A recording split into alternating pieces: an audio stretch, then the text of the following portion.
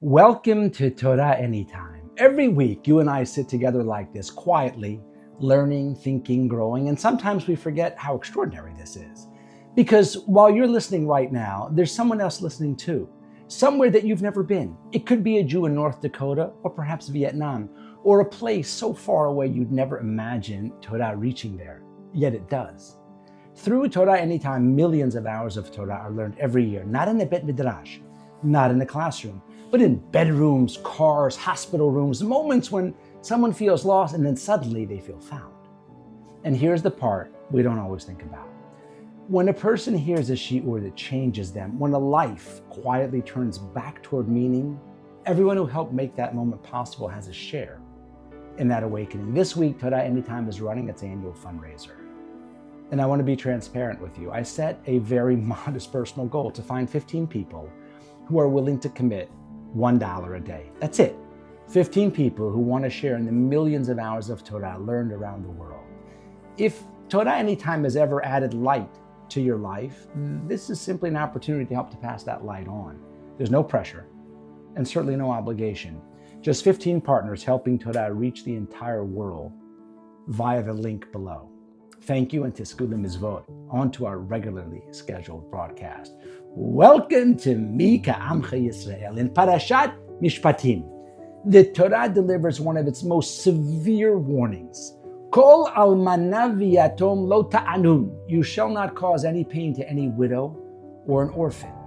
Im ana ta'ane oto. And if you dare to cause him pain, ki im tza'ok yitz'ak elai, and he cries out to me, shamoa eshma tza'akato. I will surely hear his cry. The wording of this pasuk is deeply unsettling. The Torah doesn't say, if you cause pain and he cries. It says, if you cause pain so that he cries. And if the Torah is speaking directly to someone who insists that their intentions are noble, someone who says, I'm not cruel, I'm not heartless, I'm doing this for a higher purpose, to awaken them, to push them to pray harder, to force a cry that will reach heaven. And then the Torah answers clearly without compromise. That logic, it's forbidden. Pain inflicted, even for spiritual growth, even for noble intent, even for heaven itself, is still pain. And Boray Olam promises something chilling. If a heart is broken, I'm listening. Chazal anchored this warning in one of the most painful episodes in Tanakh, the story of Channah and Peninah. Peninah tormented Channah relentlessly, reminding her again and again that she had no kids. And then Chazal reveals something shocking. Peninah's intentions were noble. She wanted Channah to feel broken so that she would pray with greater intensity, so her tefillot would pierce the heavens. And yet, the punishment was devastating. Channah eventually gave birth to Shmuel HaNavi. And every one of Peninah's 10 children, they died. The Torah's message is terrifyingly clear. Even the purest intentions do not justify causing another human being pain. When someone suffers, Boray Olam doesn't weigh the motivation, he responds to the pain. That same Torah truth once walked this world in the form of a human decision. Please open your hearts to a riveting story that I heard from Rabbi Yisachar Fran. There was a famous Jew by the name of Reb Shraga Feivel Frank. Reb Shraga Feivel was one of the wealthiest merchants of his generation. But far more importantly, he was a devoted Talmid of Rav Isser Zalman Meltzer, the founder of the Musar movement. He was a man of means and a man of conscience, a true Mokir Rabbanan, someone who revered Torah scholars and devoted his fortune to Torah with dignity and a vision.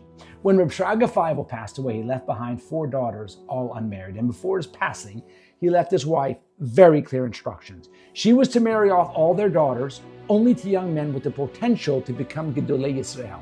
Not businessmen, not successful figures, Torah giants. Mrs. Frank accepted this responsibility with absolute seriousness. And in time, 3 of her daughters married extraordinary men. One man married Rav Isser Zalman Meltzer, who was later the Rosh Yeshiva and the father-in-law of Rav Aaron Kotler. Another married Rav Baruch Horowitz, the Rav of Kovna, the Maggid Shiur in Slobodka, and a leader of Agudat HaRabbanim in Europe. And the third married Rav Sheftel Kramer, who was later the Rosh Yeshiva in New Haven and father-in-law of Rav Yaakov Yitzchak Ruderman. But the most delicate and most consequential chapter involved the eldest daughter, Chaya Menucha. She became engaged to a brilliant young Talmid Chacham named Rav Aaron Bakst. Already at the time, he was recognized as someone destined for Torah greatness. And at some point during the engagement, Rav Aaron Box made a casual remark. He said that he had heard that Reb Shraga Feivel had owned enormous factories, and he asked if perhaps he could visit them. When Mrs. Frank heard this, she was shaken. To her, this was not an innocent commitment. It sounded like a young man whose eyes were drifting toward business, toward industry, toward a life beyond pure Torah. And she said to herself, "This is not what my husband wanted. This is not the future that he envisioned for our daughter." And with a heavy heart, she broke the engagement. Reb Aaron Box returned back to Slobodka. There he immersed himself entirely in Torah, and over time, he rose to extraordinary heights, becoming one of the greatest scholars of pre-war Europe. Chaya Menucha eventually married Rav Moshe Mordechai Epstein, who would later become one of the most influential Torah leaders of his generation. Years passed. Then came a pivotal moment in Torah history. The position of Rosh Yeshiva of Slobodka became vacant. Slobodka was not merely a yeshiva, it was the crown jewel of the entire Torah world, the place where greatness was forged. The Alter of Slobodka first offered the position to Rav Isser Zalman Meltzer. Rav Isser Zalman, he declined. He explained that the responsibility was so great for one person to bear alone. So the Alter proposed a solution. Rav Isser Zalman would serve together with Rav Aaron Box as co-Rosh Yeshiva. Two giants, one institution. And once again, Rav Isser Zalman declined. The Alter was stunned. "Why?" he asked. And Rav Isser Zalman answered with breathtaking sensitivity. Listen, he said, "If Rav Aaron Box becomes Rosh Yeshiva, Mrs. Frank, a widow, will sit alone and say to herself, 'I made the greatest mistake of my life. I broke an engagement out of fear and misjudgment, and now I see what could have been.'" And Rav Isser Zalman concluded, "I cannot cause pain to a widow, not even for Slobodka, not even for Torah leadership. Therefore, I can't accept the position." The Alter turned elsewhere. And who, pray tell, ultimately became the Rosh Yeshiva of Slobodka? You guessed it, Rav Moshe Mordechai Epstein, the very man who married Chaya Menucha. History moved forward, the Torah world was built, but one quiet heart was spared anguish. Ladies and gentlemen, greatness is often measured by what a person is willing to do. The Torah measures it by what a person is willing not to do.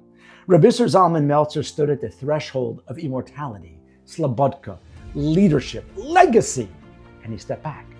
Not because it was forbidden, but because it was improper.